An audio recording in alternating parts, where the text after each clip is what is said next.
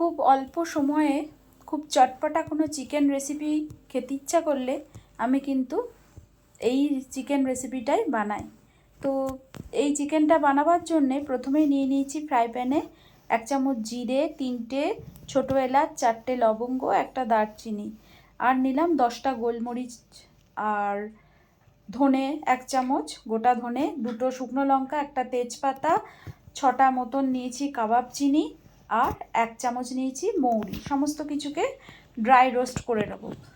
এইবার এই মাংসটা আমার ফ্রিজেতে নুন আর লেবুর রস দিয়ে মাখানোই ছিল, তাই আমি শুধু একটু লঙ্কার গুঁড়ো দিয়ে মাখিয়ে নিলাম। এইবার আমি নিয়ে নিয়েছি 3টে পেঁয়াজ, আর নিলাম একটু আদা, আর ওই 15টা মতো রসুন, আর 6টা কাঁচা লঙ্কা। সমস্ত কিছুকে আমি চপ করে নিলাম। আর এই যে ড্রাই রোস্ট করে রেখেছিলাম মশলাটাকে, সেটাকে এবার আমি গুঁড়ো করে নিলাম। এবার ফ্রাই প্যানে দিয়ে দিলাম সর্ষের তেল। সর্ষের তেলের মধ্যে চপ করে রাখা পেঁয়াজ, আদা, রসুন, কাঁচা লঙ্কা দিয়ে পেঁয়াজটাকে ভালো করে ভেজে নেব। পেঁয়াজটা ভালো করে ভাজা হয়ে গেলে ওই গুঁড়ো করে রাখা যে মশলাটা, সেটা দিয়ে পেঁয়াজটাকে একটু ভাজা ভাজা করে নেব। এইবার একটু দিয়ে দিলাম নুন আর হলুদ। নুন কিন্তু মাংসতে আমি মাখিয়ে রেখেছিলাম, সেই বুঝেই নুনটা দিলাম।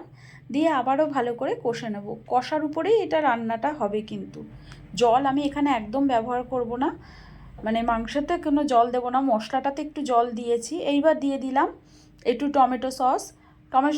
টমেটো সসটা দিয়ে আবারও ভালো করে কষিয়ে নেব।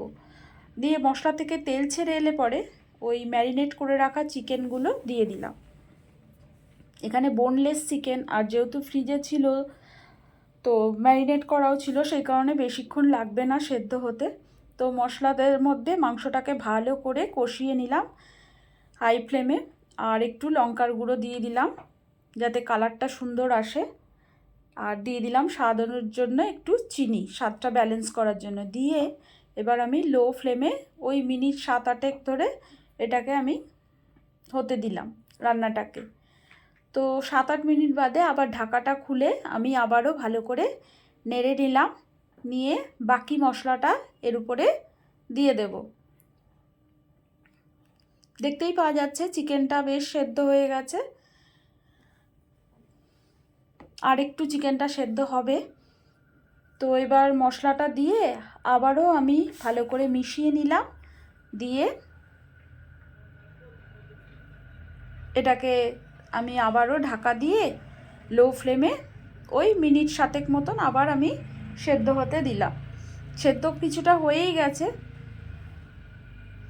তো দেখতেই পাওয়া যাচ্ছে আমি একটুও কিন্তু জল দিইনি, কারণ এই রান্নাটাতে ঝোল হলে ভালো লাগে না। এটা কষার উপরেই রান্নাটা হবে, আর মাংসের যা জল বেরোবে তাতেই রান্নাটা হবে। তো আবারও ঢাকা দিয়ে 7 মিনিট বাদে আমি গ্যাস বন্ধ করে দিলাম। এইবার সব শেষে দিয়ে দেবো একটু বাটার দিয়ে কিছুক্ষণ আবার ঢাকা চাপা দিয়ে রেখে দিলাম। এইবার গরম গরম রুটির সাথে আমি সার্ভ করলাম চিকেন ভুনা।